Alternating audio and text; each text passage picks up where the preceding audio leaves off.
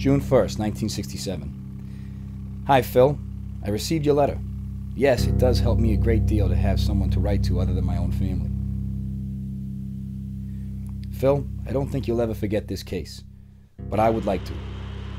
I'm sick of it. It's so unreal, and yet so true. I wish it was possible for someone to step in my shoes when this urge and the drive takes me over.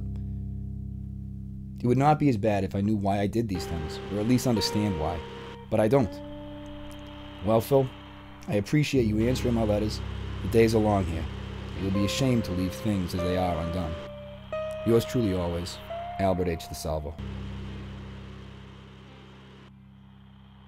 I honestly have no idea why my grandfather wrote letters with a serial killer.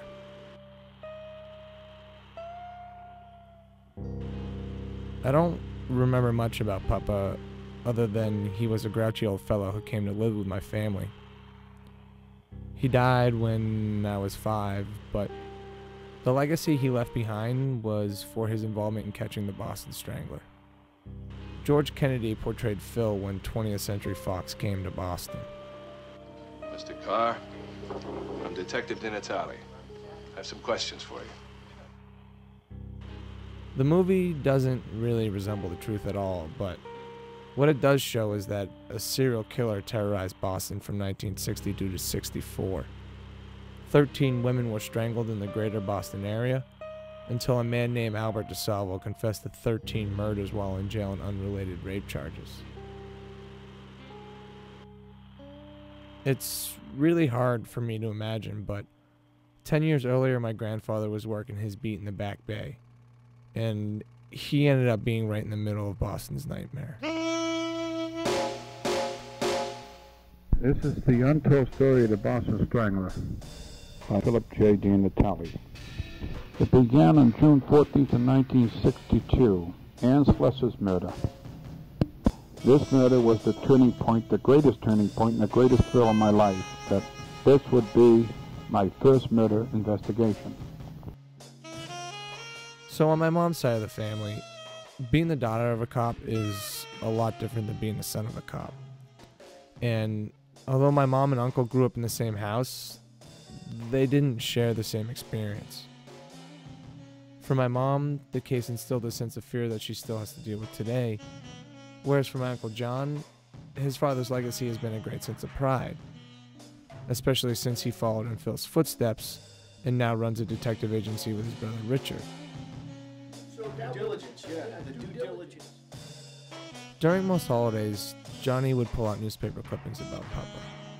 He would rattle on about how Phil was a rough and tough cop who always wore his gun, how the guy never got lost in Boston and double parked in front of Mike's Pastry on Christmas Eve. Papa was someone who made headlines. But today, the story has changed. The case has resurfaced with claims that Albert DeSalvo was only a fraud seeking notoriety. But our story isn't about Albert DeSalvo. It's about my grandfather.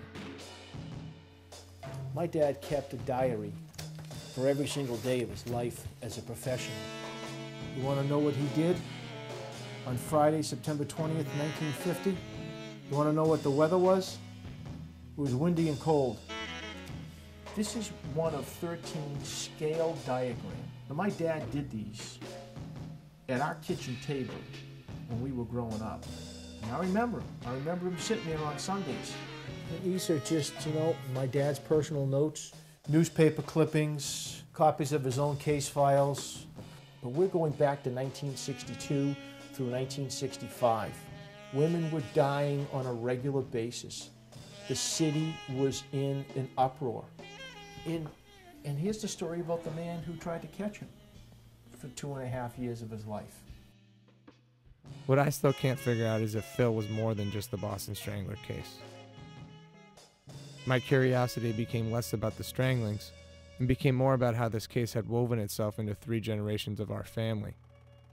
It became about how my grandfather, a man I barely knew, got caught up in the fame from a case of a lifetime and became the 14th victim of the Boston Strangler.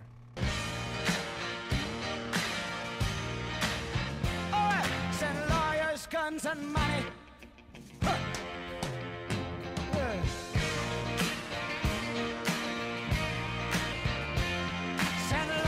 lawyers, guns, and money.